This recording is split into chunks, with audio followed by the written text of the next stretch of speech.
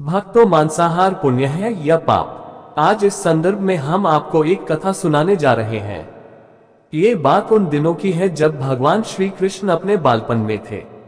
एक बार जब श्री कृष्ण एक पेड़ के नीचे बैठे बांसुरी बजा रहे थे, उसी तरफ एक हिरण दौड़ता चला आया और उनके पीछे जाकर छुप गया। वो हिरण बहुत ही घबराया हुआ था। भगवान श्री कृष्ण ने उसके सिर पर हाथ फेरते हुए कहा, क्या हुआ? तुम क्यों छुप रहे हो? उसका पीछा करते हुए एक शिकारी भी वहां आ पहुंचा और बोला, यह मेरा शिकार है, इसे मुझे दे दो, इस पर मेरा अधिकार है। तब भगवान श्री कृष्ण बोले, हर जीवित जीव पर उसका खुद का अधिकार होता है, न कि किसी का। तब वह शिकारी क्रोध में बोला, यह मेरा शिकार है, इसे मैं पकाकर खाऊंगा। तब भगवान श्री कृष्ण बोले, किसी भी जीव को मारकर खाना पाप की श्रेणी में आता है। क्या तुम पाप के भागी बनना चाहते हो? मांसाहार पुण्य है या पाप? क्या तुम धर्म को नहीं जानते? तब वह शिकारी बोला, मैं तुम्हारे जितना शिक्षित तो नहीं कि यह जानूं कि मांसाहार पुण्य है या पाप, पर मैं ये जानता हूं कि जीव को मारकर खाना, इसमें कोई हर्ज नहीं। मांसाहार से तो एक तो वह जीव को जीव बंधन से मुक्त कर रहा है, फिर क्यों मांसाहार से मना किया जाता है? मांसाहारी होने को क्यों नहीं कहा जाता? वैसे भी मैं इसको मारकर नीच योनि से मुक्ति दिलाकर पुण्य ही कमा रहा हूं, फिर इस पर पाबंदी क्यों? इसे तो प्रोत्साहित करना चाहिए। जहां तक मैंने सुना है, जीव हत्या तो शास्त्रों में भी बताया गया है। राजा लोग शिकार किया करते थे। ऐसे तमाम तर्क देते हुए श्री कृष्ण से पूछा कि फिर क्यों ये मांसाहार गलत है और पाप की श्रेणी में आता है? आप ही बताए, मांसाहार पुण्य है या पाप? भगवान श्री कृष्ण समझ गए कि इसकी बुद्धि मांस खाने के कारण तामसिक हो गई है और उसने सोचने और समझने की बुद्धि भी खो दी है। फिर भगवान श्री कृष्ण बोले, इस अंतहीन विषय पर पहले मैं कोई राय नहीं दूंगा। मेरी इस छोटी सी कथा सुनने के बाद तुम ही उत्तर देना कि मांसाहार पुण्य है या पाप और तुम्हें मांस खाना है या नहीं। वह शिकारी सोचने लगा कि इसमें मेरा तो कोई घाटा नहीं है, इस कथा को मैं सुन ही लेता हूँ, मेरा मनोरंजन भी हो जाएगा और बाद में मुझे इसका मांस भी मिल जाएगा। तो भगवान श्री कृष्ण ने अपनी कथा आरंभ की। एक बार किसी नगर में खाद्य संकट खड़ा हो गया तो अन्न का उत्पादन कम रहा। राजा को चिंता हुई कि यदि इस समस्या का शीघ्र निदान नहीं किया गया तो संरक्षित अनाज कोष भी खत्म हो जाएगा और संकट भीषण हो जाएगा। तो सम्राट ने अपनी राज्यसभा में पूछा, देश की खाद्य समस्या को सुझाने के लिए सबसे सस्ती वस्तु क्या है? मंत्रीगण सोच में पड़ गए। चावल, गेहूं, आलू इत्यादि पदार्थों को उगाने के लिए बहुत श्रम करना पड़ता है। वह तभी प्राप्त होते हैं जब प्रकृति का प्रकोप न हो। ऐसे में तो कुछ सस्ता हो ही नहीं सकता। तभी शिकार का शौक रखने वाले एक मंत्री ने सोचा कि यही उत्तम अवसर है, क्यों न अंधाधुंध शिकार के लिए राजा की अनुमति ले ली जाए। उसने सभा में कहा कि सबसे सस्ता खाद्य पदार्थ है मांस। इसके लिए धन का खर्च भी नहीं है और पौष्टिक खाना भी मिलता है। सभी सामंतों ने इस बात का समर्थन कर दिया, लेकिन नगर के प्रधानमंत्री अभी भी चुप थे। सम्राट ने पूछा, प्रधानमंत्री आप चुप क्यों हैं? आपने कोई अनुमोदन नहीं किया, आपका क्या मत है? प्रधानमंत्री ने कहा, मैं यह नहीं मानता कि यह कथन सही है कि मांस सबसे सस्ता पदार्थ है। फिर भी इस विषय पर मैं अपने विचार आपके सामने कल रखूंगा। प्रधानमंत्री उसी रात मांसाहार का प्रस्ताव रखने वाले सामंत के घर पहुंचे। सामंत ने इतनी देर रात प्रधानमंत्री को अपने घर आया देखा तो वह घबरा गया। किसी अनिष्ट की आशंका से वह कांप गया। प्रधानमंत्री ने कहा, संध्या को महाराज बीमार हो गए, उनकी हालत बहुत ही खराब है। राजवैद्य ने कहा है कि किसी शक्तिशाली देह का 2 तोला मांस मिल जाए तो राजा के प्राण बचाए जा सकते हैं। आप महाराज के सबसे विश्वास पात्र हैं, इसीलिए आपसे योग्य कौन होगा?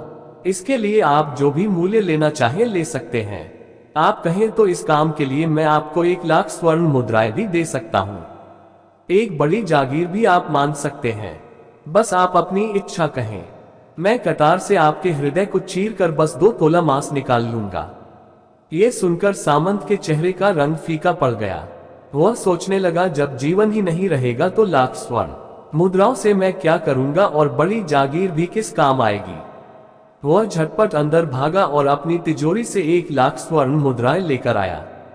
मुद्राएं देकर उसने प्रधानमंत्री के पैर पकड़ लिए और गिड़गिड़ाते हुए बोला, श्रीमंत, मैं आपकी 1,00,000 मुद्राओं में अपनी 1,00,000 मुद्रा और मिलाता हूं।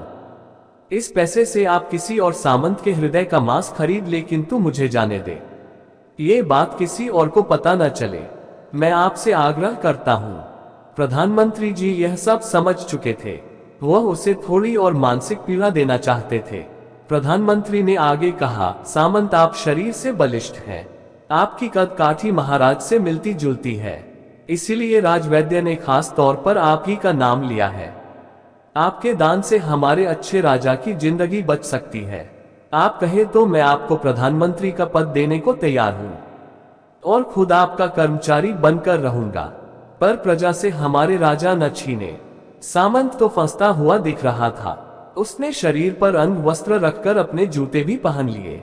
जैसे ही वह वहां से भागने वाला था, वह तुरंत प्रधानमंत्री के पैरों में लेट गया। उसने याचना की कि प्रधानमंत्री, मैं इसके योग्य नहीं हूं। जब प्राण ही नहीं रहेंगे तो प्रधानमंत्री पद का या राजा का सिंहासन भी मिल जाए तो मैं उसका क्या करूंगा। आप चाहे तो मेरा सब कुछ ले ले, पर मेरे प्राण न ले।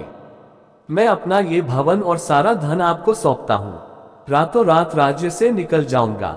इतना कहकर वह अपने घोड़े की ओर भागा और जैसे ही अपना घोड़ा गठने लगा, आवाज आई, अभी अभी अपने पीछे गए तुम अपने परिवार को भी छोड़े जा रहे हो। सामंत बोला, मेरे प्राण से प्रिय कुछ भी नहीं है। जब जीवन ही न रहेगा तो कुटुंब का क्या करूंगा। जीवन रहा तो ऐसे ही सुखी रह लूंगा। इतना कहकर घोड़े पर छलांग लगाकर बैठ भी गया। वह अभी चलने को ही था कि प्रधानमंत्री ने घोड़े की साख पकड़ ली। वह सामंत से बोला, भागने की जरूरत नहीं है। आप आराम से घर पर ही रहो। मैं किसी और का प्रयास करता हूं। ये कहकर प्रधानमंत्री वहां से चले गए। प्रधानमंत्री के वहां से जाने पर सामंत के अंदर कुछ जान तो आई, परंतु बेचैनी बनी रही। उसकी नींद खराब हो चुकी थी। मुद्राएं लेकर प्रधानमंत्री बारी बारी से सभी सामंतों के घर पहुंचे और सभी से राजा के लिए हृदय का 2 तोला मांस मांगा, परंतु कोई भी राजी न हुआ। सबने अपने बचाव के लिए प्रधानमंत्री को 1,00,000 और 5,00,000 मुद्राएं तक दे दी। इस प्रकार प्रधानमंत्री ने एक ही रात में करोड़ों स्वर्ण मुद्राएं जमा कर ली। फिर सुबह होने से पहले ही अपने महल में पहुंच गया। अगले ही दिन राज्यसभा में सभी सामंत समय से पहले ही पहुंच गए।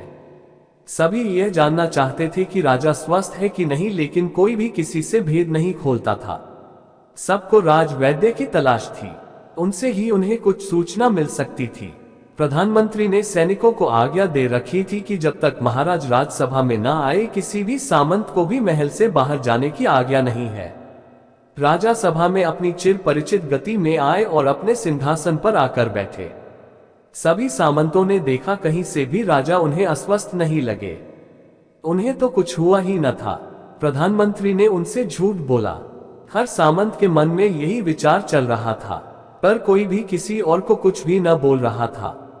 तभी प्रधानमंत्री ने राजा के समक्ष 1 करोड़ स्वर्ण मुद्राएं रख दी। राजा ने पूछा, ये स्वर्ण मुद्राएं किसके लिए है और कहां से आई?